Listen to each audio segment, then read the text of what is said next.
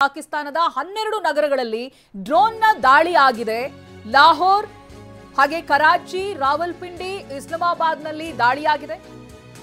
ಹೀಗೆ ಒಟ್ಟು 12 ನಗರಗಳ ಮೇಲೆ ಡ್ರೋನ್ ದಾಳಿಯಾಗಿದೆ ಅನ್ನೋದು ಗೊತ್ತಾಗ್ತಾ ಇದೆ. ಡ್ರೋನ್ ದಾಳಿಯಲ್ಲಿ ಹಲವರು ಮೃತಪಟ್ಟಿರೋದ್ರ ಬಗ್ಗೆನೂ ಕೂಡ ಮಾಹಿತಿ ಇದೆ. ಇದಕ್ಕಾಗಿ ಇದೀಗ ಪಾಕ್ ಪ್ರಧಾನಿ ಶಹಬಾಜ್ ಶರೀಫ್ ಒಂದು ತುರ್ತು ಸಭೆಯನ್ನ ಕರೆದಿದ್ದಾರೆ. ನಿರಂತರವಾಗಿ ಪಾಕ್ನಲ್ಲಿ ಕೆಲವೊಂದು ಕಡೆಗಳಲ್ಲಿ ಡ್ರೋನ್ ಅಟ್ಯಾಕ್ ಆಗ್ತಾ ಇರುವಂತಹ ಹಿನ್ನೆಲೆ ಇದೀಗ ಪ್ರಧಾನಿ ತುರ್ತು ಸಭೆಯನ್ನ ಕರೆದಿದ್ದಾರೆ. ಶಹಬಾಜ್ ಶರೀಫ್ ಪಾಕಿಸ್ತಾನದ ರಾಜಧಾನಿ ಇಸ್ಲಾಮಾಬಾದ್, ಲಾಹೋರ್, ಕರಾಚಿ, ರಾವಲ್ಪಿಂಡಿ ಈ ಭಾಗದಲ್ಲಿ ಡ್ರೋನ್ ದಾಳಿ ಆಗಿರೋದು ಆ ದೃಶ್ಯಗಳನ್ನು ಕೂಡ ನೀವು ಗಮನಿಸಬಹುದು.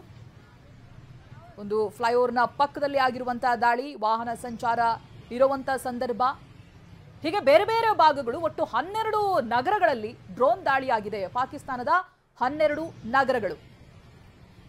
ಈ ಬಗ್ಗೆ ಇನ್ನಷ್ಟು ಮಾಹಿತಿಯನ್ನು ಪಡೆದುಕೊಳ್ತಾ ಹೋಗ್ತೀನಿ. ಪ್ರತಿನಿಧಿ ಹರೀಶ್ ಲೈವ್ ನಲ್ಲಿ ಜಾಯ್ನ್ ಆಗ್ತಾ ಇದ್ದಾರೆ. ಹರೀಶ್, ಈಗ ಅತ್ಯಂತ ಗೊಂದಲದಲ್ಲಿ ಯಾವ್ದಾದ್ರು ದೇಶ ಇದೆ ಅಂತ ಹೇಳಿದ್ರೆ ಅದು ಪಾಕಿಸ್ತಾನ.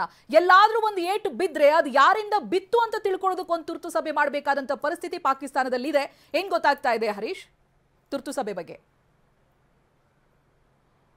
ಹೌದು ಚೈತ್ರ, ಪ್ರಮುಖವಾಗಿ ಪಾಕಿಸ್ತಾನದ ವಿವಿಧ ಕಡೆ ಡ್ರೋನ್ ಅಟ್ಯಾಕ್ ಆಗ್ತಾ ಇರುವಂತದ್ದು. ಭಾರತ ಏನು ಆಪರೇಷನ್ ಸಿಂಧೂರ್ ಕಾರ್ಯಾಚರಣೆ ಮಾಡಿದ ಬಳಿಕ ವಿವಿಧ ಕಡೆ ಡ್ರೋನ್ ಅಟ್ಯಾಕ್ ಆಗಿದೆ. ಮತ್ತೆ ಅನೇಕ ಸಾವು ನೋವುಗಳು ಕೂಡ ಸಂಭವಿಸಿದೆ. ಅನೇಕ ಕಟ್ಟಡಗಳು ಕೂಡ ತೀವ್ರವಾದಂತಹ ಹಾನಿಯಾಗಿರುವಂತಹದ್ದು 12 ಕಡೆ ನಡೆದಿದೆ. ಅದು ಪ್ರಮುಖ ನಗರ ಕರಾಚಿ ಆಗಿರ್ಬೋದು, ಜೊತೆಗೆ ಸಿಯಾಲ್ಕೋಟ್, ಇಸ್ಲಾಮಾಬಾದ್, ಲಾಹೋರ್ ಈ 4 ನಗರಗಳಲ್ಲಿ 12 ಕಡೆ ಡ್ರೋನ್ ಅಟ್ಯಾಕ್ ಆಗಿದೆ. ಇದು ಪಾಕಿಸ್ತಾನದ ಸೇನೆಗೆ ಆತಂಕವನ್ನು ಉಂಟು ಮಾಡಿರುವಂತಹದ್ದು. ಈ ಡ್ರೋನ್ ಎಲ್ಲಿಂದ ಬಂತು, ಹೇಗೆ ಅಟ್ಯಾಕ್ ಆಯಿತು ಅನ್ನುವಂಥದ್ದೇ ಸ್ಪಷ್ಟವಾಗಿ ಗೊತ್ತಾಗ್ತಾ ಇಲ್ಲ. ಜನರು ಭಯಭೀತರಾಗಿ ಓಡಾಡ್ತಿರ್ತಕ್ಕಂಥ ದೃಶ್ಯಗಳು ಮತ್ತೆ ಕಟ್ಟಡದ ಅವಶೇಷಗಳು ನಾವು ನೋಡ್ತಾ ಇರ್ಬೋದು.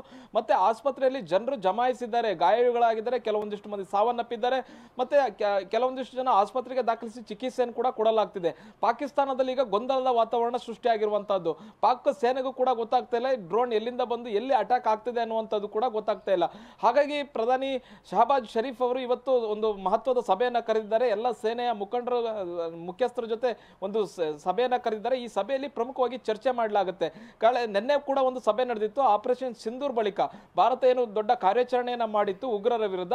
ಈ ಒಂದು ಕಾರ್ಯಾಚರಣೆ ಬಳಿಕ ಪಾಕ್ ಪ್ರಧಾನಿ ಒಂದು ಮಹತ್ವದ ಸಭೆಯನ್ನ ನಡೆಸಿದ್ರು. ಆ ಸಭೆಯಲ್ಲಿ ಪಾಕಿಸ್ತಾನ ಸೈನಿಕರಿಗೆ ಸಂಪೂರ್ಣ ಸ್ವಾತಂತ್ರ್ಯವನ್ನು ನೀಡಿದ್ರು.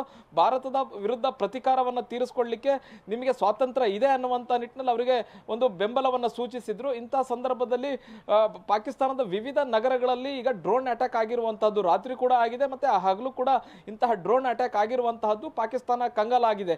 ಒಂದ್ ಕಡೆ ಪೂಂಚ್ ಸೆಕ್ಟರ್ ಹಾಗೂ ಇತರ ಅಕ್ನೂರ್ ಪ್ರದೇಶಗಳಲ್ಲಿ ಏನು ಗಡಿ ಪ್ರದೇಶ ಇದೆ, ಈ ಪ್ರದೇಶದಲ್ಲಿ ನಿರಂತರವಾಗಿ ಪಾಕ್ ಅಪ್ರಚೋದಿತ ದಾಳಿಯನ್ನು ಕೂಡ ನಡೆಸ್ತಾ ಇದೆ.